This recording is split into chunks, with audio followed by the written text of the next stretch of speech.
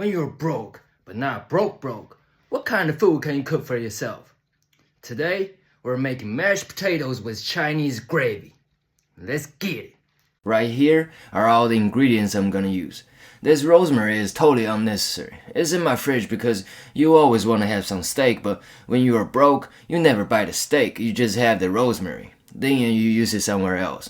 This is not the Chinese part, this is the broke part.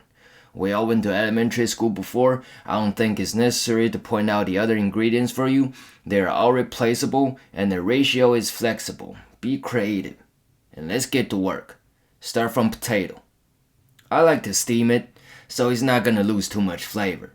When the pot is looking steamy, turn down to low heat, about 40 minutes. Meanwhile, peel the carrot, peel the ginger, chop out the veggies, and we're ready to make the gravy.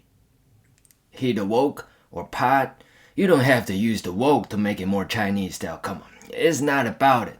Oil in, meat and spices. I don't season meat in this dish because season your meat is not your top priority for your broke ass life. And you stir. And here's the first Chinese part. Chili bean sauce. We call it doubanjiang. People from other culture might pronounce it like toubanjiang. This shit is also replaceable if you couldn't find it in your Asian market. You can replace it with other chili paste, but you're definitely not gonna get my Chinese flavor. But don't use lao gan ma. I want to make it clear. Lao gan ma is more like dipping sauce. It's in the ketchup and mayonnaise category. And you stir, you see that color? That's what I'm looking for. Then the veggies, stir. Salt, pepper, and here we go the second Chinese part. Oyster sauce.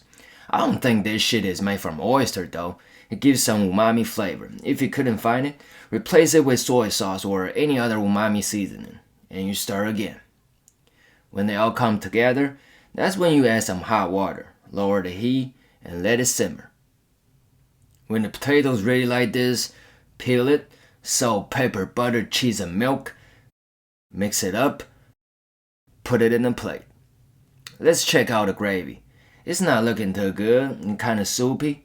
And here's the last Chinese part. Starch water. Mix them well, nice and thick. Pour it on the potatoes. And here you have it. Cool fish mashed potatoes.